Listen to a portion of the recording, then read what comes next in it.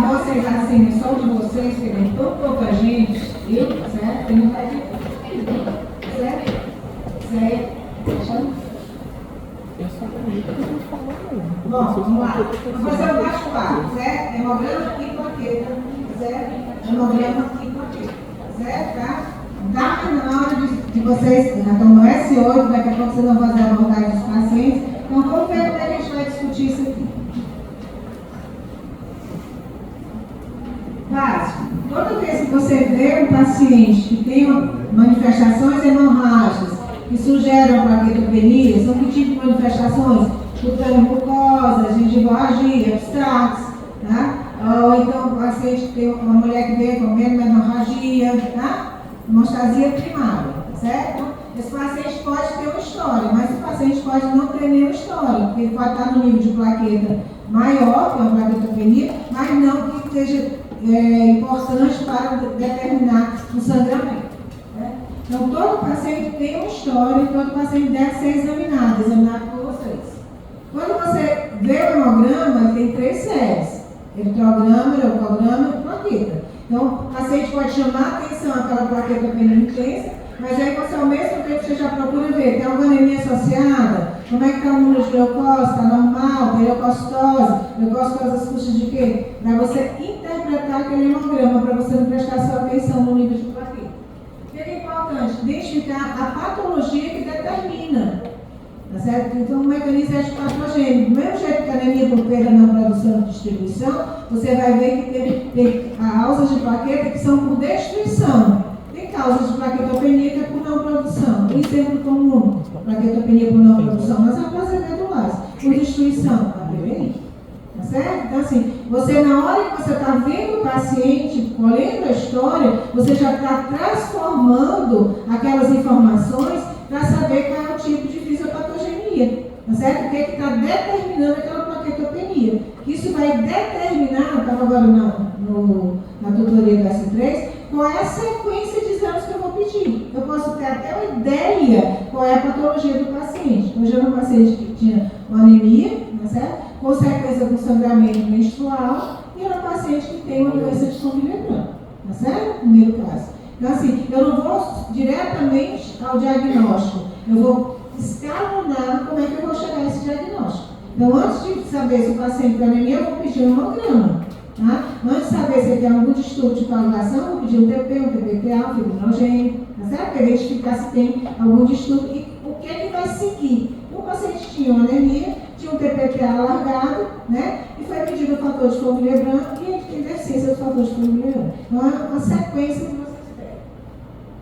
O que vocês vão ver aqui nas plaquetopenias é que o esfregaço periférico, ele tem um papel muito importante nas plaquetopenias. Muito importante, a gente vai chamar a atenção. Hoje é um bate-papo baseado em hemogramas, tá certo? Experiência de vida da gente, tá certo? De serviços que vê esses pacientes que têm plaquetopenia, para mostrar para vocês como é que a abordagem foi feita e como a gente chega no diagnóstico, que vocês vão ter condições também de fazer. O que é importante? Pensar sempre no diagnóstico diferencial. Eu não posso dizer que aquela plaquetopenia é uma PTI. Tá certo? Tá? Ela pode cursar, tem patologias hoje que a gente sabe que tem pacientes que eram diagnosticados com uma PTI e que hoje a gente sabe que tem uma trombocitopenia congênita. Tá? Porque hoje eu consigo chegar no diagnóstico por citometria de fluxo e eu vejo que tem uma deficiência das glicoproteínas e não é uma PTI, como era considerado no passado. Tá certo? Então, assim, eu chego mais distante e chego ao real diagnóstico, porque a evolução dos diagnósticos tem acontecido e com permitir que a gente realmente distinga um paciente do outro. Vou contar essa história lá no final dessa paciente que ela era acompanhada de um PTI e que se mostrou que ela não era um PTI. E se a gente prestasse atenção na história dela, a gente ia ver que não estava combinando com o PTI. Tá certo? Isso é um detalhe. Esse artigo é interessante porque ele aborda a trombocitopenia. A trombocitopenia do ponto de vista de uma emergência trombocitopênica. Quando eu vejo um paciente que está plaquetopênico, eu tenho que ver se o paciente tem uma emergência. Tá? A plaquetopenia ela é considerada quando eu tenho uma excessivectomia. Mas se eu tiver 149 mil, isso é emergência? Tá Então, a gente precisa ter eu digo que a gente tem um excesso de plaqueta que circula, mas tem que ver se é uma boa plaqueta. Tá certo? E o nível da plaqueta que vai determinar essa urgência. Tá certo? Quando eu tenho um paciente com a plaquetopenia severa, eu sei que aquele paciente ele tem maior risco de ter um sangramento. E um sangramento, inclusive, do sistema nervoso central. O que é importante? Esse artigo, já, o seminário de hematologia, ele mostra o papel do esfregaço periférico. Eu acho que, não sei se vocês se lembram disso dessa vez, mas o esfregaço periférico ele vai me ajudar a definir algumas patologias que são patologias de risco e que determinam a plaquetopenia. Não tão importante, mas é a doença de base que é muito importante e pode levar o paciente à morte. Tem que considerar sempre o contexto clínico, quer dizer, está reforçando que todo paciente que tem uma plaquetopenia, eu tenho que conhecer a história, eu tenho que escutar essa história, eu tenho que colher a história. Tá? Outra coisa que é importante é a intensidade das plaquetas, da plaquetopenia. Tá? A plaquetopenia leve, moderada ou grave, a plaqueta que tem uma plaquetopenia menor que é 30 mil, a gente sabe que ela tem um risco acrescido de sangrar. Tá? Então, nem toda plaquetopenia sangra, tá certo? A gente tem que saber. Da plaquetopenia, vai contar a história. Há quanto tempo faz que esse paciente tem uma plaquetopenia? Isso é muito importante. É a história do paciente que tem uma plaquetometria normal e da noite para o dia ele tem uma plaquetopenia. O exemplo é a síndrome de Ivans, paciente tem uma anemia política autoimune associada com plaquetopenia. O risco desse paciente que é pela anemia hemolítica autoimune, a intensidade e a falta de mecanismo de acomodação faz com que esse paciente tenha uma sintomatologia mais intensa e ele pode ser prejudicial. Quando você tem uma plaquetopenia que cursa, né, tá certo? Com o tempo, você tem que ver qual é a causa daquela plaquetopenia. Se é da noite para o dia o paciente ficou plaquetopênico, são outras patologias que determinam como uma PTI, tá certo? E o paciente às vezes tem uma PTI crônica e ele pode recorrer. Ele vive numa plaquetometria em torno de 70, 80, aí o belo dia ele tem uma recidiva, ele vai cair para 12 mil plaquetas. É o risco desse paciente. E se o paciente tem sangramento ou trombose? O que quer dizer isso? Nem todo paciente que tem plaquetopenia, ele tem sangramento. Ele pode ser um paciente que tem uma plaquetopenia de uma doença trombótica. Qual é a doença trombótica que cursa frequente com plaquetopenia? A síndrome do anticorpo antifosfolipídico. Tá? E dá aborto, tá certo? Tá? Então, esse paciente, ele não sangra, ele trombose. Então, o que é importante esse artigo interessante? Porque primeiro ele define o que é emergência. Segundo, ele define que eu tenho que olhar o esfregaço periférico. É outro artigo mostrando a importância do esfregaço periférico. Tá? Terceiro, que tem um contexto clínico. Quarto, que eu tenho que ver a intensidade da plaquetopenia. E nem toda plaquetopenia sangra. Tá? Depois eu ver quanto tempo faz que esse paciente tem plaquetopenia. E se esse paciente tem manifestações hemorrágicas ou trombóticas. Plaquetometria normal, é uma plaquetometria entre 150 e 450 mil. Ele vai ter uma plaquetopenia leve, ele vai ter uma plaquetopenia acima de 80 mil. Ele vai ter uma plaquetopenia moderada acima de 20 mil. Ele vai ter uma plaquetopenia severa menor que 20 mil. Mas a gente sabe que os pacientes que têm plaquetopenia, eles têm um nível de plaqueta menor que 30, ele pode estar associado a um sangramento. O que quer dizer isso? É que o paciente que tem uma plaquetopenia menor que 30 mil, ele pode ou não sangrar. Ele tem um risco maior de sangrar.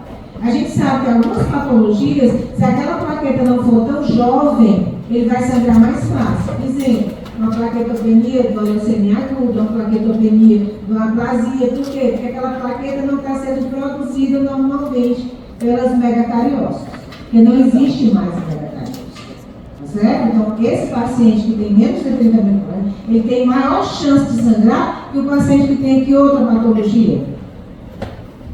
Uma PTI, uma curva do nosso cabelo imunológico. Por quê? Porque na PTI ele pode estar produzindo bastante plaqueta, mas ela está sendo destruída perifericamente. Então, clinicamente, quem tem maior risco é o paciente que tem menor que 30 mil, mas dessas duas populações, o paciente da aplasia e da leucemia tem mais chance de sangrar do que o paciente da PTI.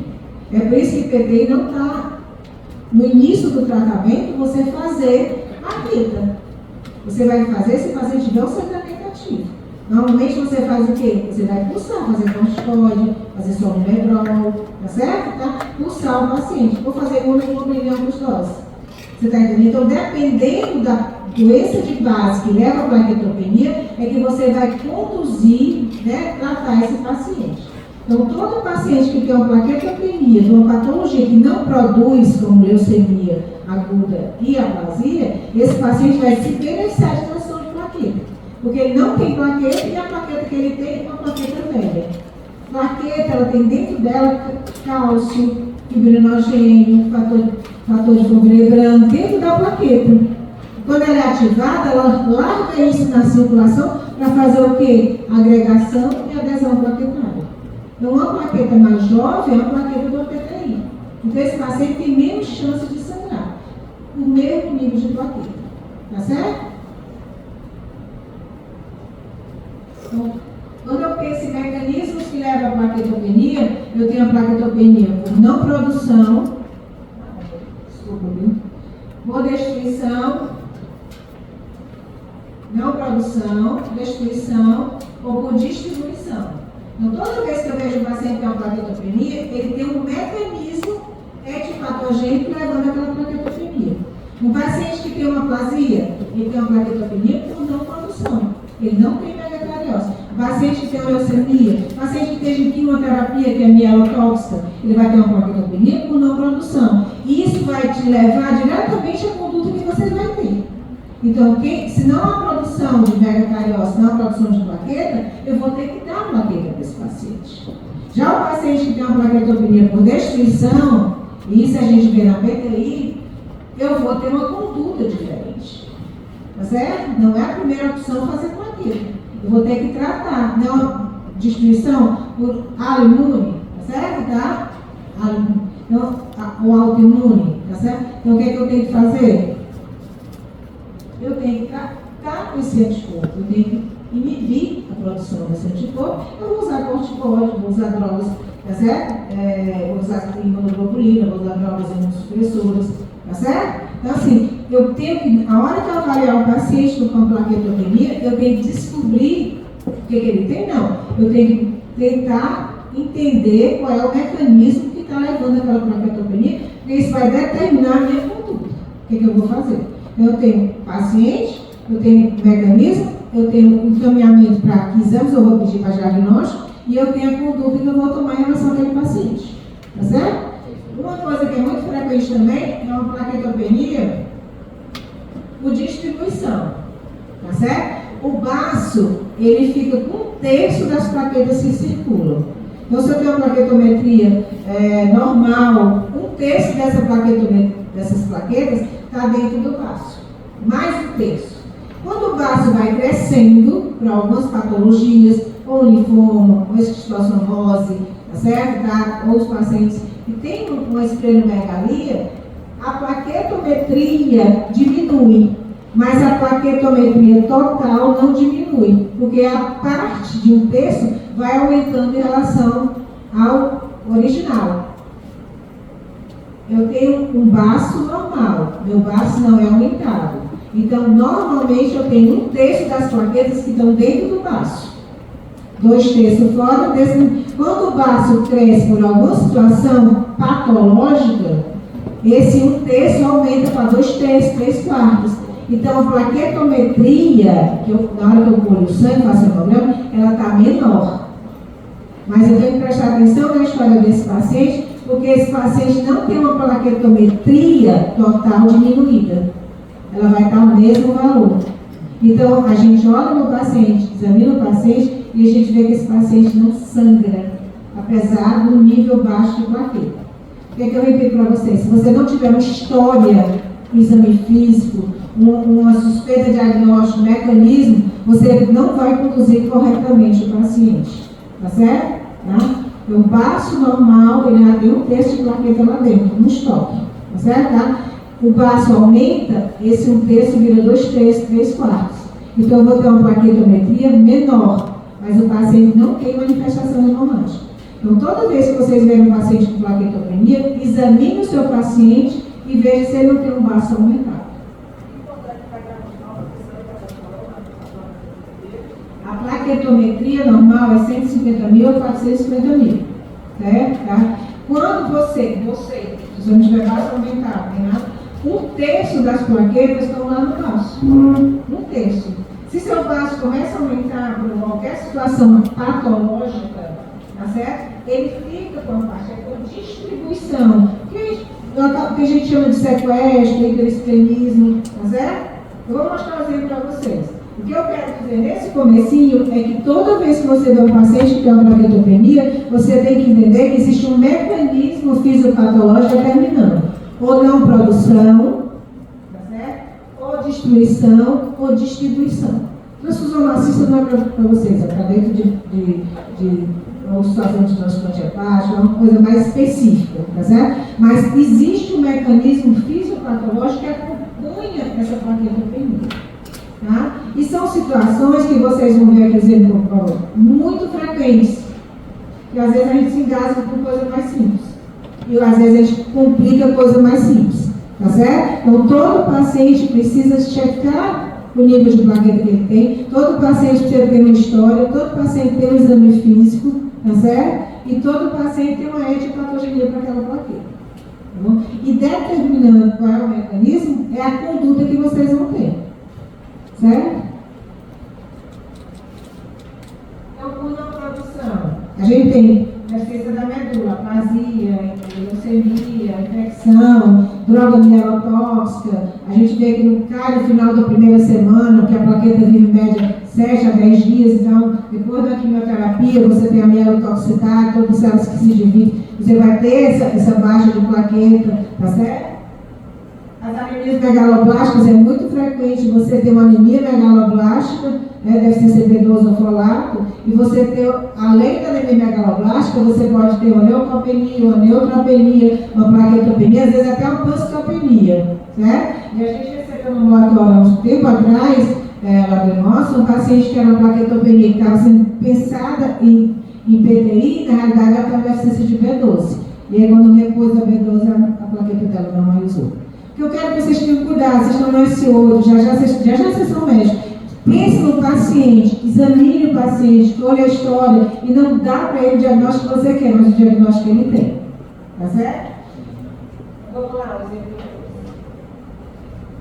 O paciente que tem hemoglobina de 6, em 37 mil leucócitos, eu vou ter que ficar aqui.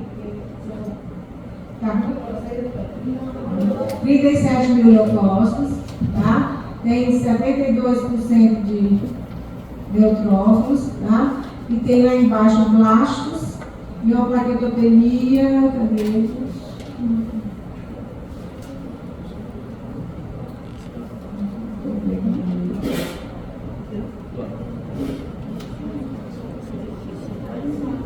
Vocês estão vendo? Lá em cima. Exato. 0,44 mil. Tem uma paciente que tem anemia, tem uma leucocitose, com blasto no sangue periférico. E a célula que foi vista é essa célula. Aqui, mais escuro é o linfócito normal, tá certo? E maior, essa célula que a gente descreve, eu não vou escrever para vocês, eu vou descrever a célula, tá? É uma célula de grande porte, cromatina frouxa, esboço de nucleolo.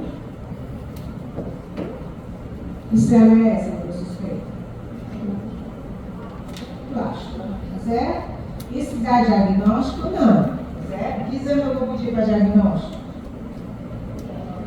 O elograma aí.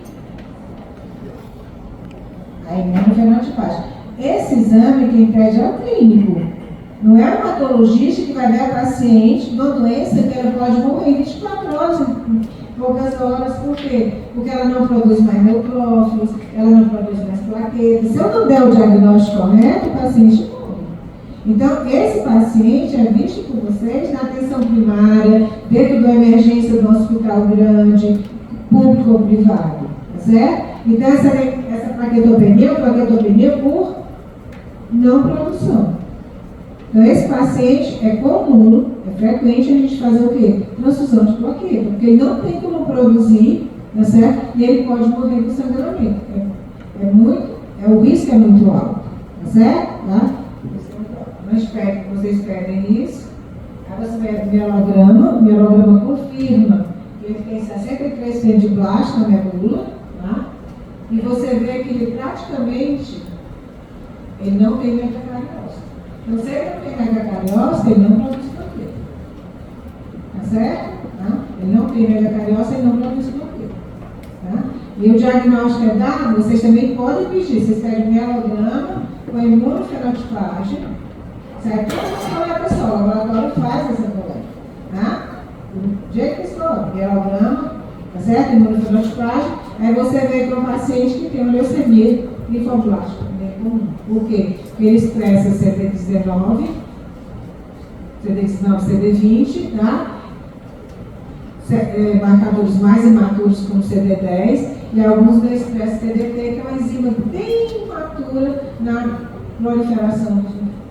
Ok? Então, é um exemplo de plaquetopenia por não produção. Tá? E por distribuição? É outra coisa que é muito frequente, tá certo? E que às vezes a gente não pensa tanto. Então, toda vez que eu ver um paciente, eu vou ver se a qual é a de patogenia. Então, é um paciente que chega no serviço da hemato, você vê que ele tem uma anemia leve, uma leucopenia e tem uma plaquetopenia severa. Menor que 30 mil, ele tem um risco de então, esse paciente não sangra. Aí, quando eu examino o paciente, eu vejo que ele tem uma esplenomegalia. Aí, eu olho melhor o paciente, eu vejo que ele tem ginecomastia, eu vejo que ele tem aranhas vasculares. Eu estou na frente de quê? Um paciente que tem uma hepatopatia crônica, com hipertensão porta e aquela vaso com gesto.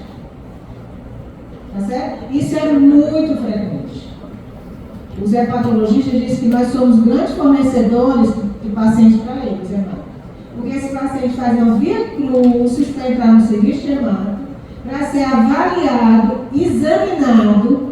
Ele custaria para examinar, né? Palpar. O vaso dele está lá, às vezes não é um vaso muito grande, mas a plaquetopenia dele não sangra. Por quê? Porque ele tem uma quantidade igual que ele tinha antes.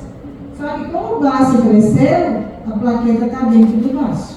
Então a plaquetometria do hemograma dá mais baixa, mas ele tem uma quantidade maior, tá certo? Que não está na distribuição periférica, mas dentro do vaso que cresceu. Isso é muito chato, né? Não contou, né? Pode funcionar.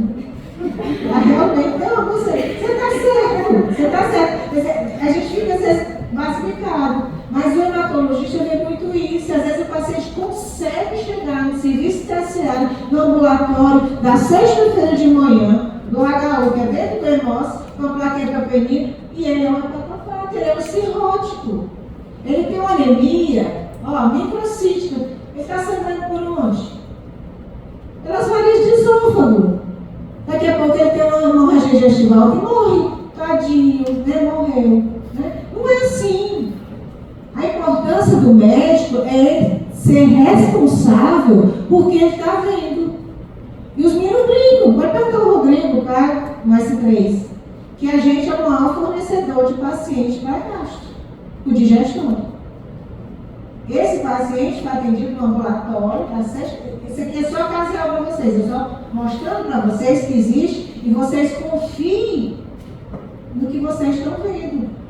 Vocês corram atrás do exame do paciente que ele deve fazer. Então ele foi examinado por um hematologista, ou foi pelo residente, ou foi pelo interno, tá certo? Mas dentro do ambulatório, e foi visto que esse paciente era hepatopata. Certo? Tá? É vida real. Vocês viram que aquele artigo, lá no começo a gente diz, nos objetivos de aprendizagem, olhar os fregaços periféricos. Você vê que aquele artigo da Seminário Hematology, que é uma revista muito boa, mostra o que é considerado urgência, como é que eu avalio a plaquetopenia, tá certo? Pelo hematologista para todos os clínicos, tá certo? tá? É o estudando esfregaço periférico. Olha o que esfregaço periférico me dá. Os esquizócitos, os blastos, tá certo? Microesclerócitos. É tanta coisa que eu vejo desse esfregaço que é... O que eu estou vendo? Eu estou vendo hemograma. O que eu estou vendo? Eu estou vendo o esfregaço periférico de uma lâmina que foi feita no paciente com suspeita de... procurando a causa da plaquetopenia. E qual a causa mais frequente de plaquetopenia que eu vejo no esfregaço periférico? Olha a história. A paciente de 35 anos, cansadinha, né?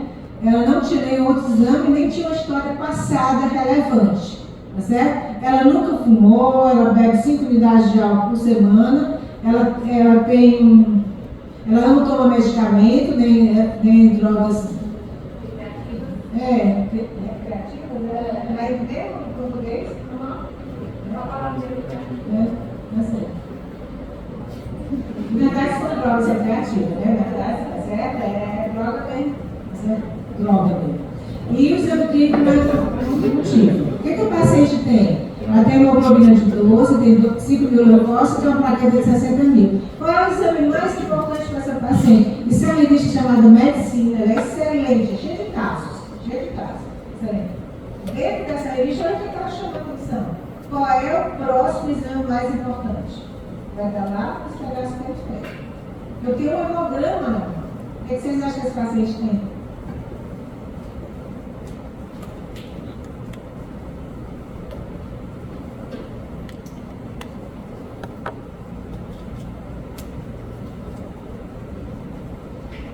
Esse paciente tem uma pseudoplaquetopenia. Eu sou chamada na UTI, já fui chamada várias vezes, às vezes é 9, 10 horas da noite, que está na Cristo dando aula, está na sexta-feira, está ali, é carnaval. Ah, mas passa aqui, pelo amor de Deus, que o paciente está aqui, está caindo as plaquetas dela. E nós não sabemos ainda a casa procurando. Se eu chegar lá e for fazer essa pesquisa, eu vou puxar o livro desse bicho. Por quê?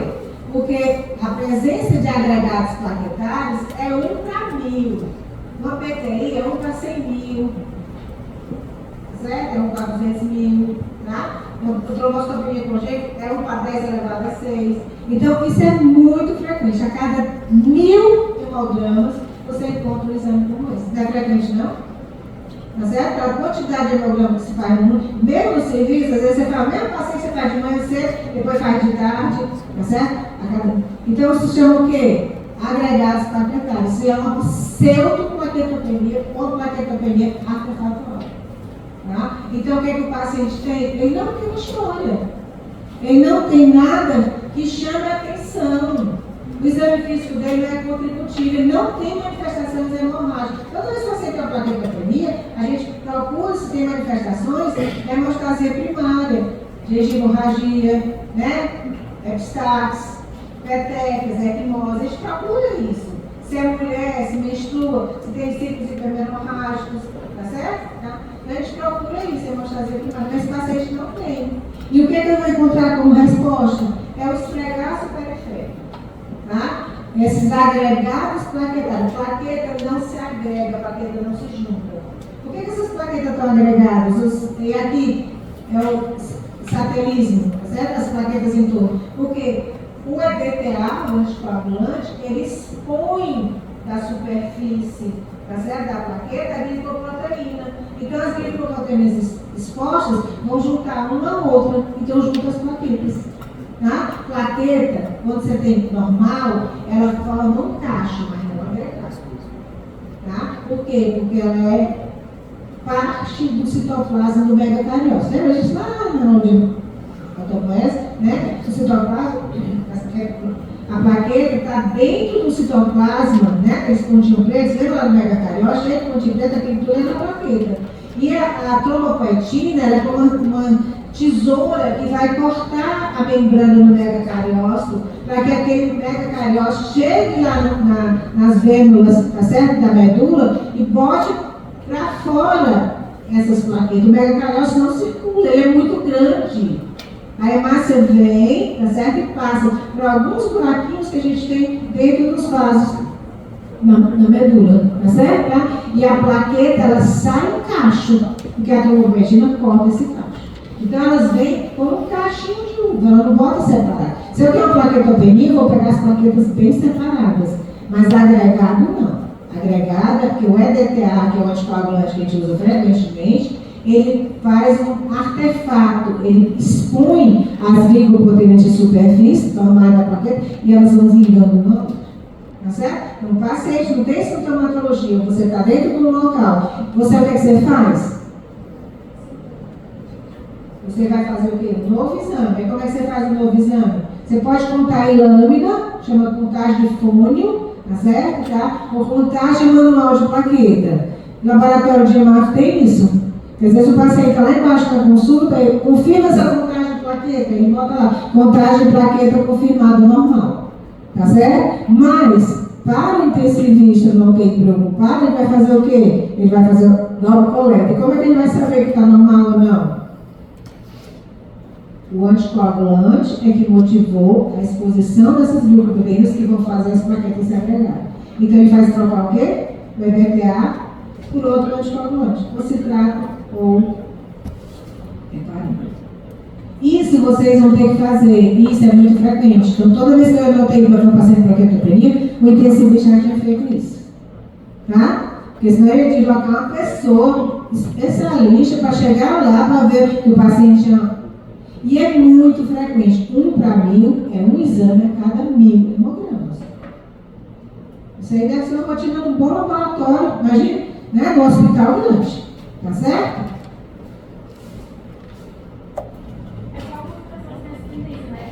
Não é as pessoas, é o EDTA. O paciente tem tendência nenhuma, o paciente é normalzinho. É o EDTA, é dentro de tudo. Se ele tivesse tendência, não ia corrigir com o citrato. Demorou a análise, não, é o EDTA, é o EDTA, é o EDTA. É o anticoagulante que expõe essas glicoproteínas, tá certo? Você tem dois tipos de glicoproteínas maiores, né? Você tem as glicoproteínas às quais o fibrinógeno se liga para fazer agregação, desculpa, e você tem a glicoproteína que se liga ao fator de Fourier-Brand para fazer adesão ao tecido. Tá certo? Ele expõe essas glicoproteínas. Tá certo? E é nessa exposição, aqui ele expõe essas glicoproteínas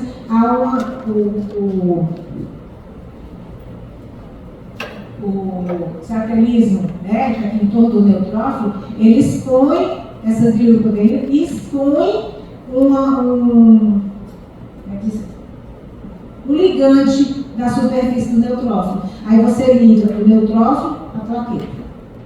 Mas é artefatual. O paciente não é doente. Não, o paciente não. Tipo, no tubo, ele é o sangue. É artefatual. Não, é artefatual. Não, é artefatual. Vai ter gente que tem, vai ter outros que não tem. Mas não é doente. Nem o que tem, nem o que não tem. Tá certo? É algo que tem que ser lembrado a você.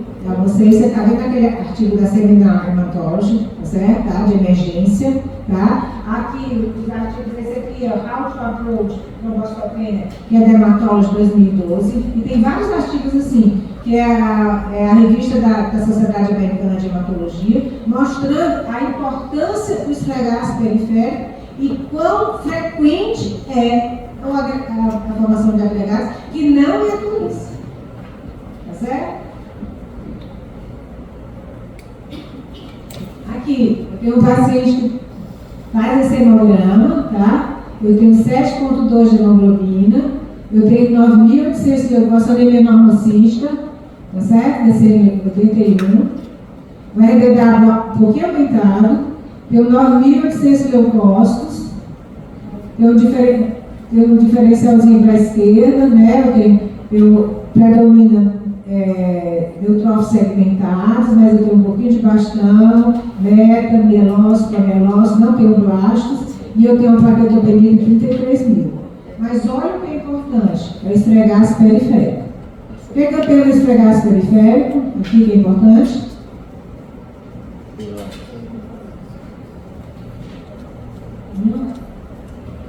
Esses ossos. Tá? Isso é uma urgência também. Certo? Os esquizócitos, o que são os esquizócitos? O que são os esquizócitos? São fragmentos de hemácia. Tá? Aqui é a microscopia eletrônica. Eu tenho a hemácia passando na pequena circulação e a rede de fibrina, ela prende essa hemácia e guilhotina, fragmenta ela. Tá? Isso é uma doença que foi descrita há um século, o Moscovitz. É uma doença que culmina na morte do paciente. Ele forma trombos no rim, trombos no cérebro. É uma doença extremamente grave, é chamada maladie de Moscovitz. É a púrpura trombocitopênica trombótica. Tá? Esse paciente ele pode ser confundido com a PTI. Tá?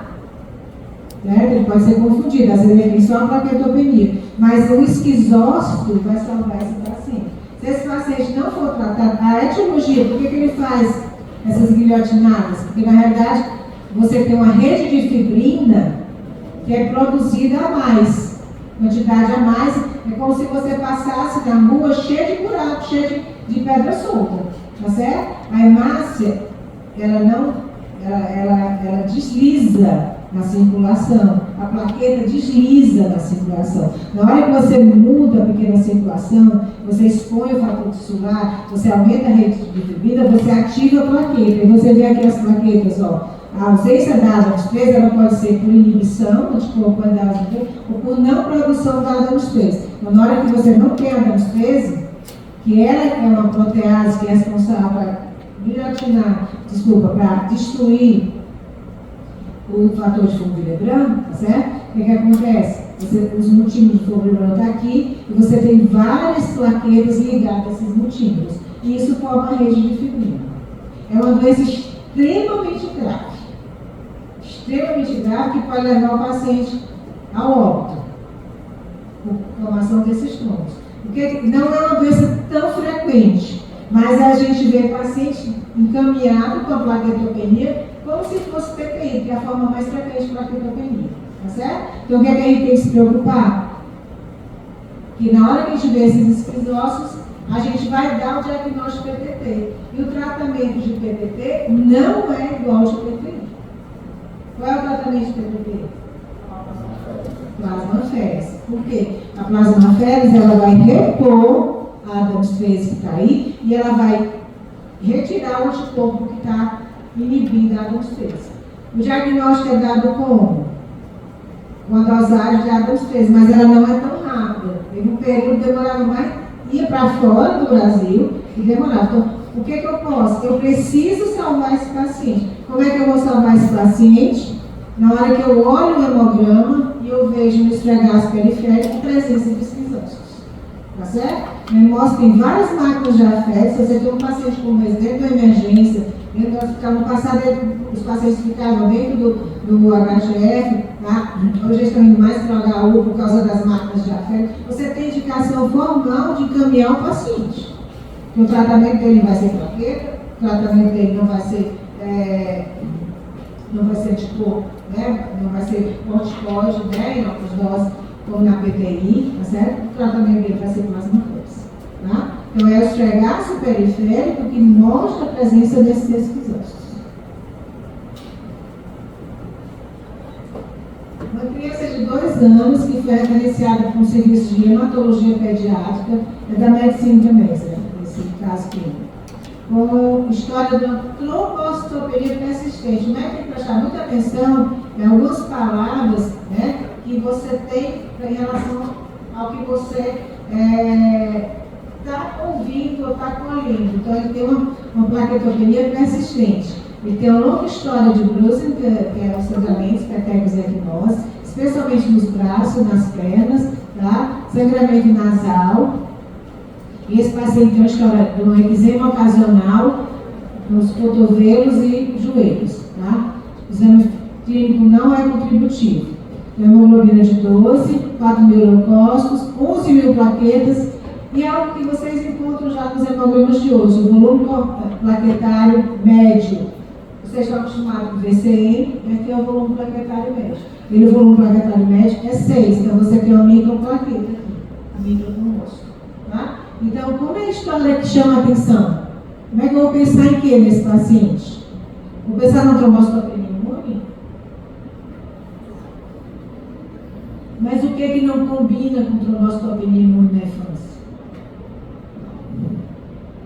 Depois vocês botam a presença aqui. Deixa eu ver o comentário.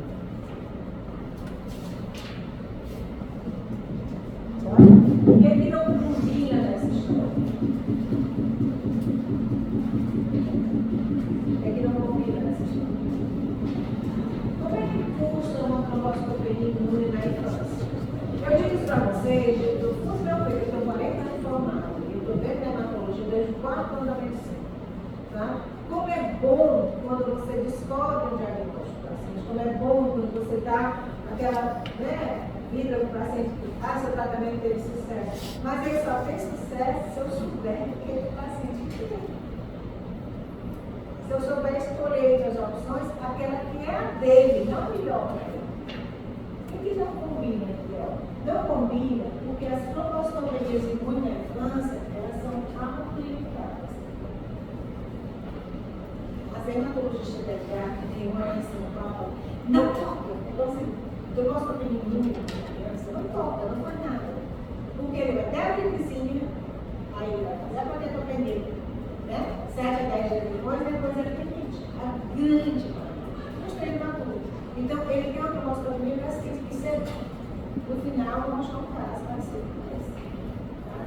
Então, criança que tem gravidez que persiste, muito difícil. Tem outras causas para isso. Tá?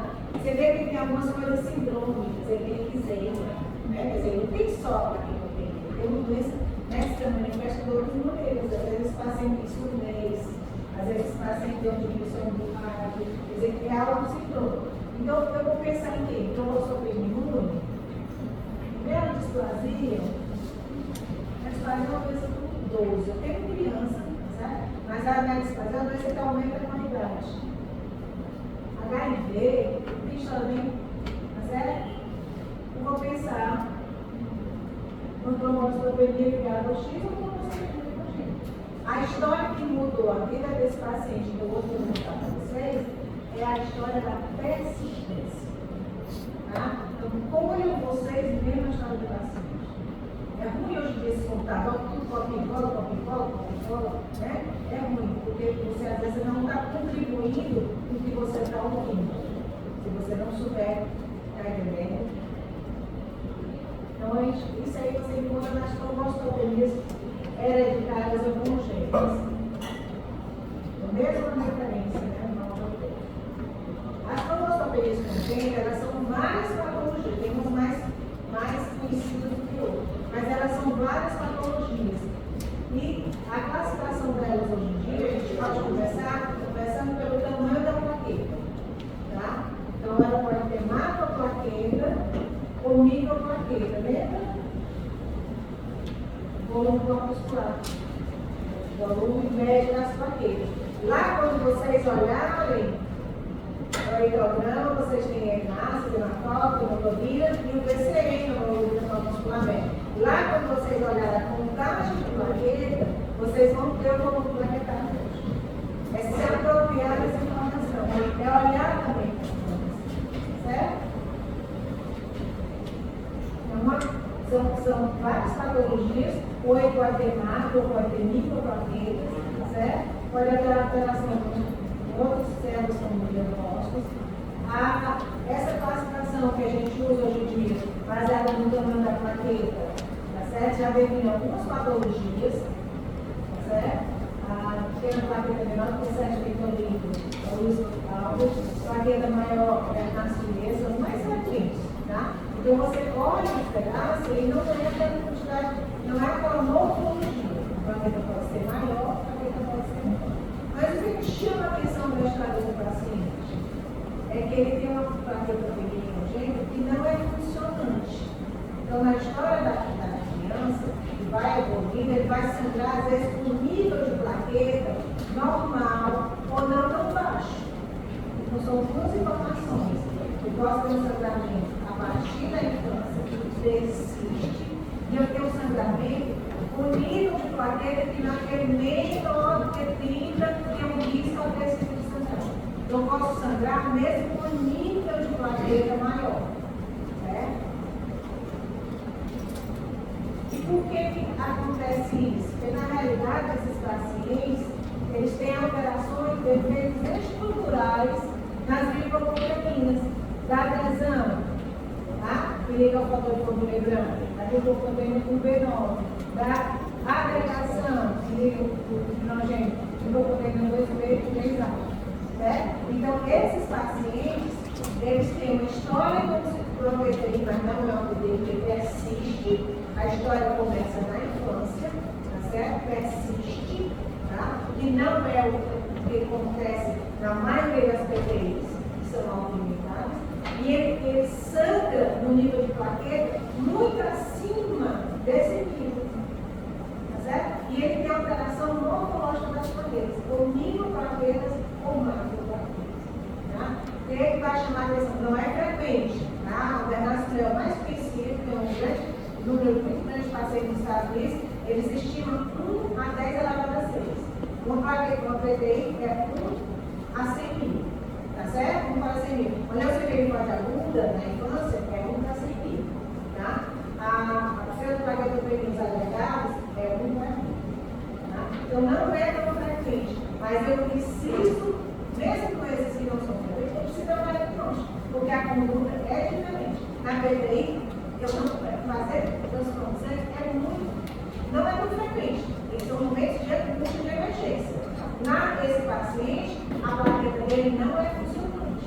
Então eu posso precisar fazer transfusão de sangue se eu não fazer uma transfusão de sangue. Tá certo? Lá no começo eu disse, eu preciso saber o mecanismo, eu preciso saber a doença, porque a minha conduta vai ajudar o paciente se eu souber o que ele tem realmente. Tá certo? Uma plaquetopenia por não produção, eu vou dar a plaqueta. Tá certo? Uma PTI, eu vou fazer um corticoide. Uma plaquetopenia como essa, que parece ser uma PTI, mas não é, ele não vai responder. E esse paciente é muito confundido com PTI. E às vezes eles fazem até esclerectomia, isso é literatura nacional e internacional. Às vezes eles chegam no serviço, às vezes até com esclerectomia, porque ele não respondeu ao tratamento. Tá certo? Então, assim, é uma plaquetopenia congênita hereditária. Qual é o que a gente faz? A gente faz a curva de agregação plaquetária. Então, você usa algumas substâncias como a letrina, colágeno, astatina, concertina. A curva normal são 2 curvinhas, né? É um menorzinho que um maior. E você vê a última coluna, é o Bernard superior, certo? Ele não agrega ao colágeno, ele não agrega de jeito nenhum a concertina, tá? A clonastenia de plasma, ele não agrega ADP, não agrega epinefrina, não agrega colágeno. Você pode pedir isso, tá certo? Tá? Não sei se eu lembro, eu posso dar para colocar isso, não sei se já colocou, em rotina. Não é todo paciente que vai fazer, ele tem indicação formal, mas esse menino de 2 anos com plaquetopenia persistente, tá certo? Tá? Você precisa investigar, e principalmente porque ele tinha um volume plaquetário diminuído, tá certo? Tá? Então, aprender a interpretar os exames e colher uma boa história. Isso existe até hoje, não está só no serviço. Hoje, além dessa morfologia das plaquetas e teste de agregação, está lá no livro da USP, viu, professor Aldo Johnson, tá? Ele é o capítulo da USP, onde ele está no segundo libanês. Se faz citometria de fluxo, no hemófilo se faz citometria de fluxo, tá certo? Vai investigar a deficiência dessa glicoproteína de superfície, tá certo? Tá? Eu tenho como diagnosticar a deficiência. Eu não posso ficar dando diagnóstico para o paciente também. Então, qual é a suspeita? Plaquetopenia persistente, sangramento. Às vezes, o paciente tem um nível de plaqueta bem mais alto e sangra. Por quê? Porque ele tem uma disfunção plaquetária. A plaqueta dele não é normal. Ela tem uma deficiência de uma dessas glicoproteínas, que leva à agregação, tá certo? Ou que leva à adesão ao fibrinogênio, para que essa cabeça possa ser agregar e se aderir e estabilizar o cálculo. Tá certo? Vamos lá. As plaquetopenias isoladas. Aqui tudo normal, O paciente chega assim, aí eu fiz esse exame. Às vezes ele chega direto lá no serviço, fiz esse exame. O que é que eu posso pensar no paciente que tem uma plaquetopenia isolada? Para causar essa característica?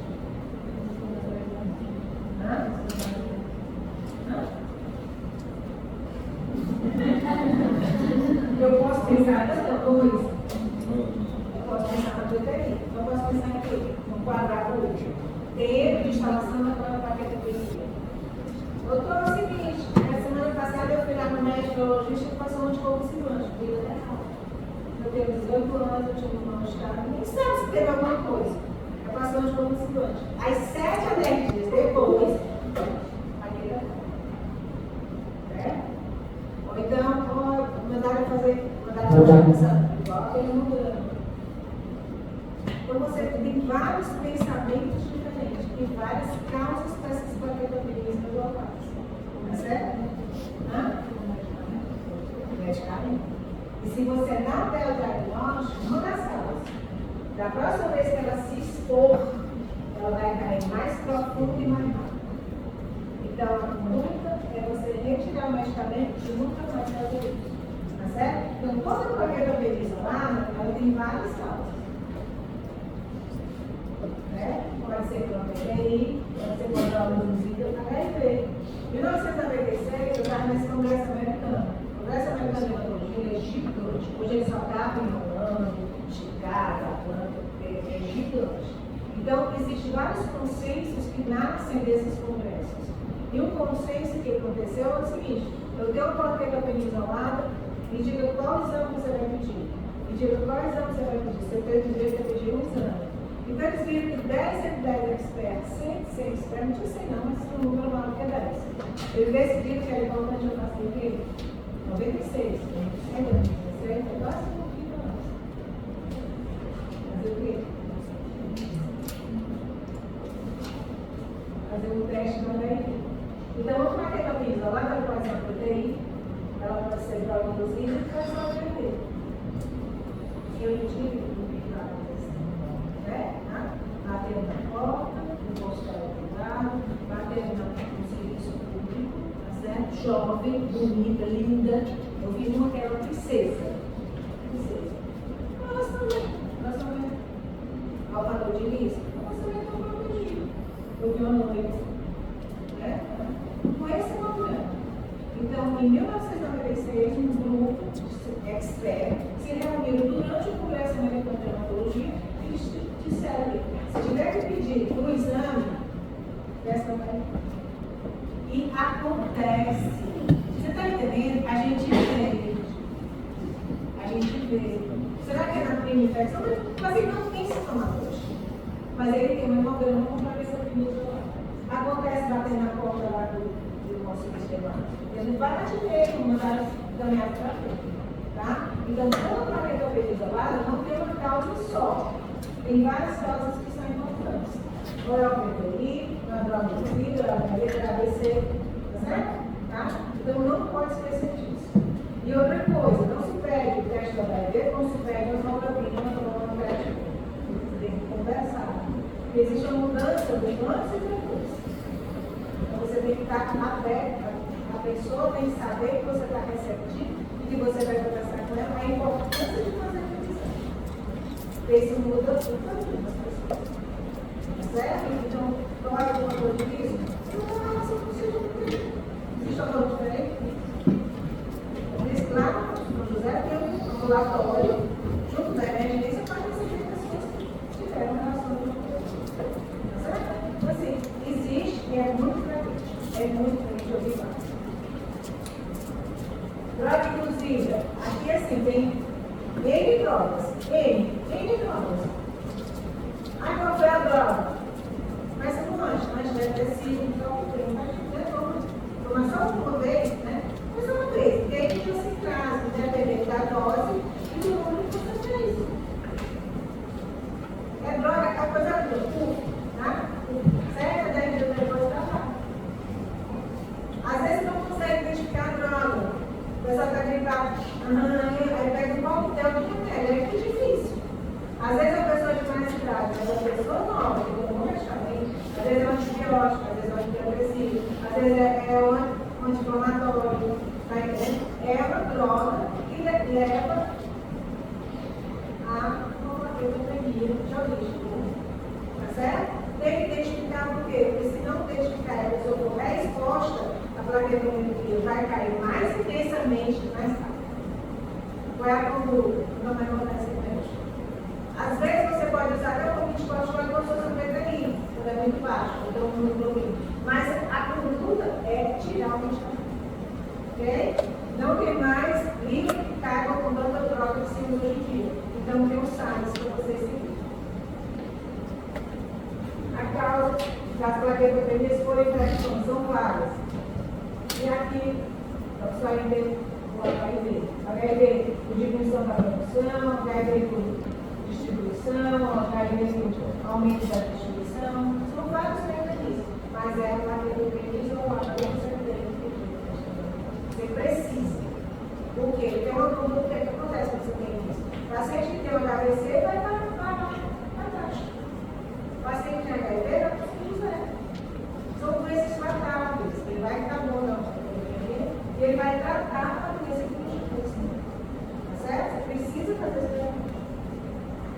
E a PPI? O que é a PPI? Isso é um consenso que acontece durante os congressos, né? Então, vocês Bertrand Goudot, tá? A Manchete, né? E o Rodrigues, são pessoas de renome internacional. Aí você está um dia e vai dizer assim, o que é PPI?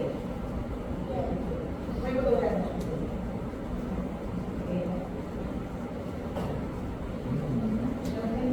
Não tem ainda, né? Mas assim, eles precisavam ter um consenso. Então, o que eles disseram? É uma doença imunomediada, transitória ou persistente, que leva à diminuição das plaquetas e, dependendo do grau, ao risco agressivo de sangramento. Você não pode dizer que o paciente vai sangrar, porque a plaqueta é nova, tá certo? Tá? Então, às vezes o paciente não sangra, mas às vezes o paciente sangra, isso aí não. Eles não sabem quanto assim de sangramento se não é não. Não é como a legal, é uma plasia, não. Mas existe também, mas é muito menor, tá certo? Mas é uma doença autoimune. E eles usam o fator, o nível menor que esse aqui. Por que eles usam o nível menor que esse aqui? Porque eles descobriram com automação que as pessoas têm uma plaquetometria normal, tá entendendo? Assim, menor do que 150 mil na normal, mas tem gente que é normal ter 130, 127. Sempre você vai para a pessoa que está normal, não usa medicamento nem nada, então também resolveram definir como menor que 100. E a gente encontra pessoas que eram uma era um pouquinho maior, menor que 150. Esse professor, ele, na década de 50, eu deixei assim, PTI, curva trombocitopenia idiopatia. Hoje é imune. Certo? Mas aí o pessoal tem mal, ele disse, não, é imune. O que ele fez? Ele pegou o plasma dos pacientes doentes e infundiu os colaboradores, tá? E teve, eles erram a plaqueta. Aí. Então, existia naquele plasma uma substância que era capaz de destruir as suas plaquetas. E depois você se recuperar, então não era o seu, entendeu? Era aumentando. Aí por isso ele deu um teste de sinop lá na Miami University, certo? Né? Com o nome dele. Mas ele colocou. Às vezes na pesquisa tem as pessoas que fazem uma bola assim, que não aceitavam o termo de idiopático. Então é imune. E é imune porque a gente faz anticorpo antes de poder ganhar 2, 3, 3 A e o B9. Esse anticorpo subir a plaqueta destruir o sistema do nosso inflamatório. Tá? É por destruição. Só que aí isso é o que eu faço. Aí teve um período, uns 20 anos atrás, que começou o teste de Dixon. Tem um curso que eu faço anticorpo, né? Exatamente, imunologista autoimune, como direto positivo, e imunologista autoimune. Só que o paciente, a paciente que estava de Dixon positivo, que era anticorpo antiplaqueta, e tinha paciente que não tinha anticorpo antiplaqueta, mas era trombocitopenia imune. A fisiopatologia da trombocitopenia imune é mais complicada do que a anemia imunologista autoimune. Eu tenho um anticorpo que vai se ligar a plaqueta vai ser destruída no sistema imunológico macrofágico e eu tenho anticorpo que vai inibir a produção de plaqueta. Por quê? Porque o ômega-cariose também tem glicoproteína de superfície. Então, o anticorpo vai inibir. Então, tem paciente que era Dixon negativo, porque o mecanismo da PTI dele não era a ligação do anticorpo do antiplaqueta destruída no vaso. Tá certo? E ainda tem outro mecanismo, outra fisiopatologia. Há uma diminuição do TREG e do BREG, ou seja, eu não consigo controlar essa produção intensa de anticorpo. Tá certo? Então, eu posso não ter os anticorpos circulantes, mas eu tenho um anticorpo inibido. O ômega-cariose que exibe pela glicoproteína. Tá certo? Então, como é que eu faço o diagnóstico? Tem a ideia que eu faço o diagnóstico?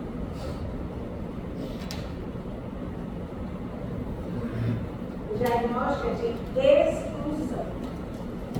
Eu vou excluir pela droga, eu vou excluir pela PRP, eu vou excluir pela diagnóstico de exclusão. Vocês vão mostrar já, é de exclusão.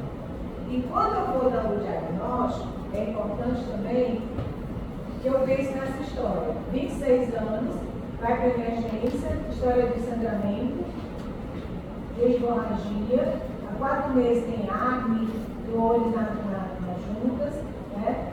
Edema articular, está usando naproxen, o exame físico não tem nenhuma alteração, alguns petecas, e tem 9 de hemoglobina, tem 1.500 leucócitos, plaquetopremia de 2.000 e tem um pulso positivo. Que doença que essa pessoa tem? Implicância. Na hora que o paciente tem uma anemia política autoimune associada com a plaquetopenia, aquela plaquetopenia é imune. Tá certo? Não vou correr atrás de outra coisa não. Só se tiver mais, não dou. Então, facilita o diagnóstico. Eu tenho um paciente que tem uma anemia. E o pulso direto é positivo, a plaquetopenia dele também é imune. Tá certo? Tá? Mas eu tenho que entender que essa plaquetopenia está associada ao lúpus. O que é importante? Eu posso ter uma trombocitopenia imune primária, ou posso ter uma trombocitopenia imune secundária. Isso é muito importante saber. Se tem uma associação dessa trombocitopenia com outra doença, que determina essa trombocitopenia. Esse aqui é do grupo americano. 20% das trombocitopenias não são primárias, são secundárias. E 5% delas é lúpus. No nosso grupo de trabalho, a gente tem em torno de 9, 10% que são secundárias, que é o lúpus. Outra coisa que pode ser secundária, tá certo? É o SAP. Né? A LC, o IVANS, né? Que é a história dessa paciente, hepatite C, o HIV aqui, tá certo? Até o H. pylori. A história do H. pylori é interessante. Como gasto para o paciente, que é H. pylori, e de plaquetopenia, na plaquetopenia dele.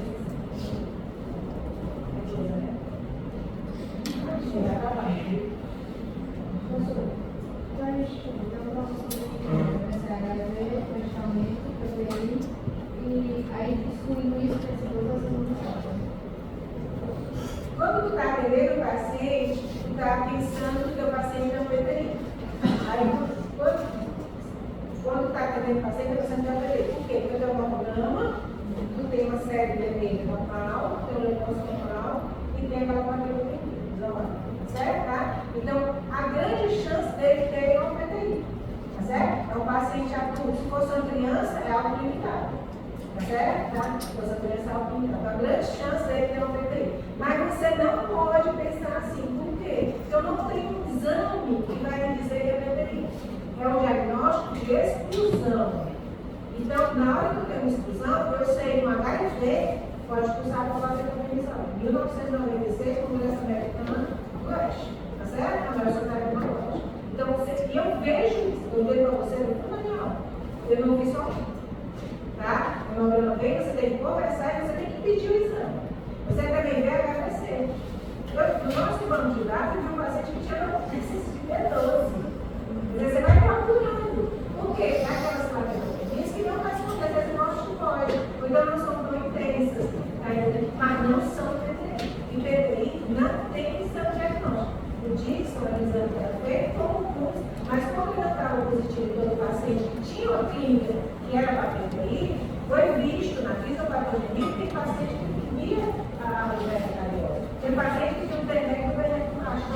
deixar de ser, não, é porque a fisiopatologia da cromostomia imune, a gente espetei, quando a gente diz assim, cromostomia imune, porque nem todo paciente que tem cromostomia imune tem cura.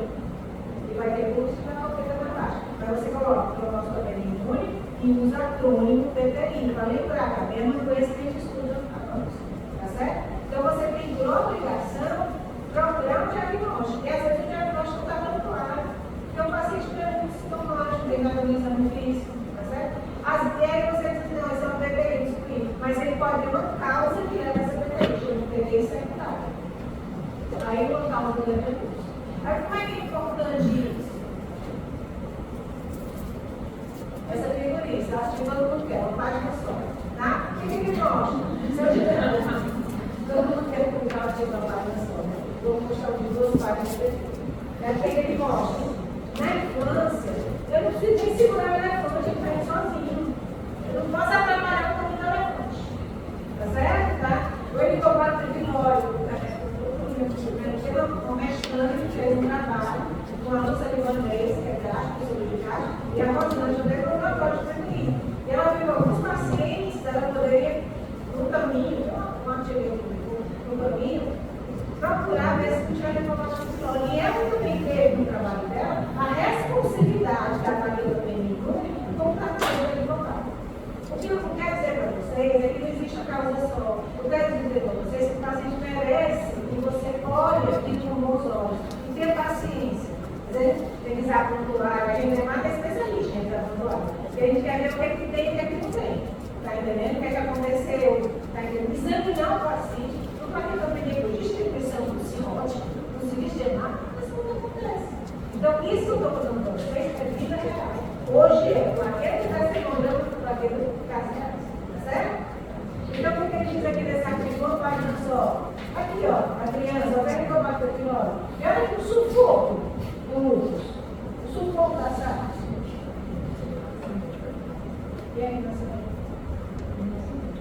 Eu vou levar o pai.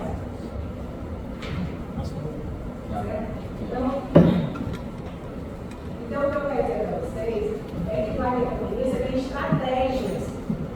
Desde qual mecanismo de produção, se você está levando você e isso já conduz ao tratamento, estratégias de diagnóstico. E uma é o esfregaço periférico.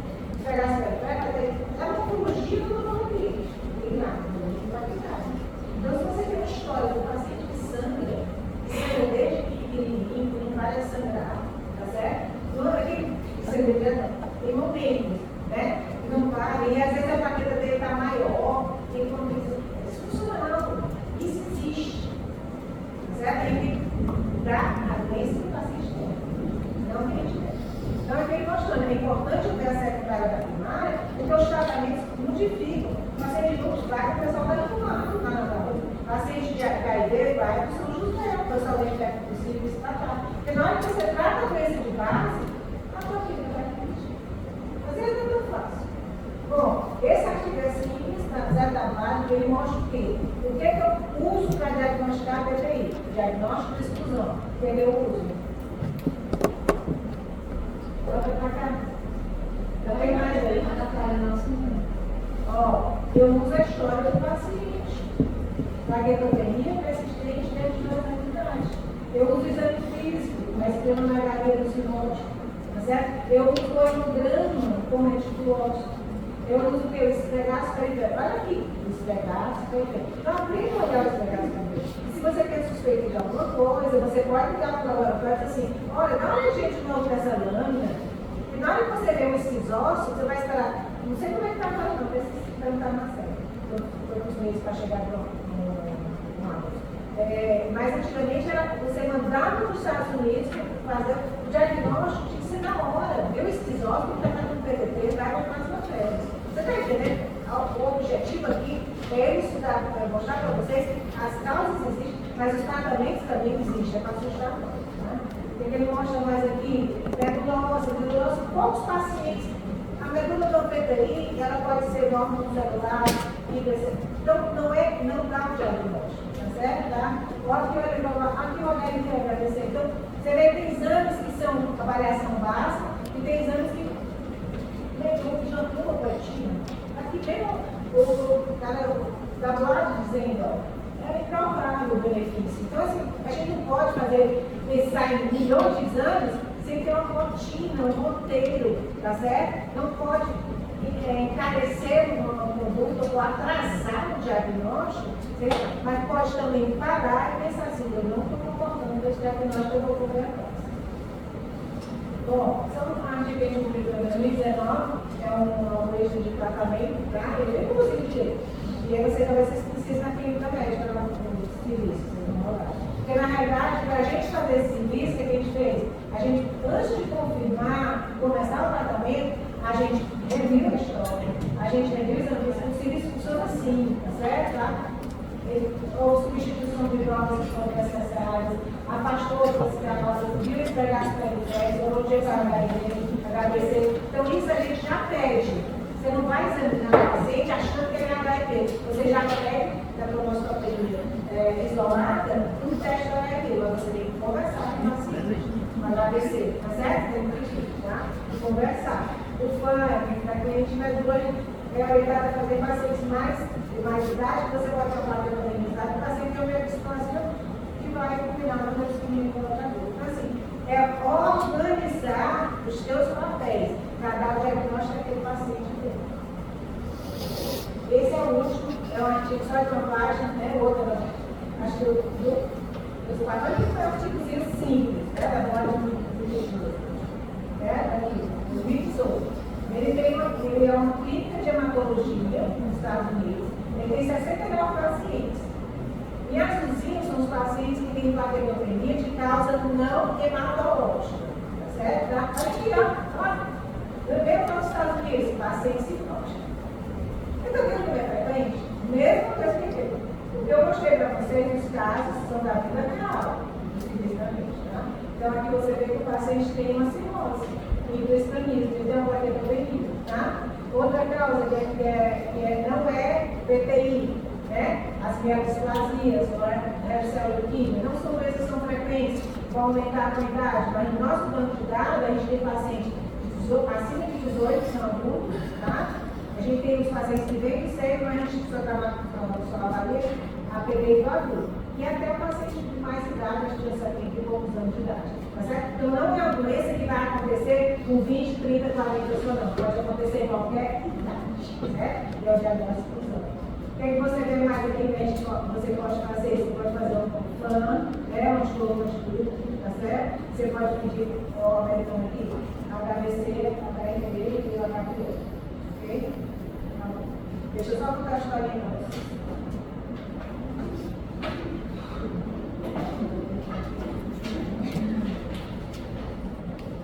Pessoal,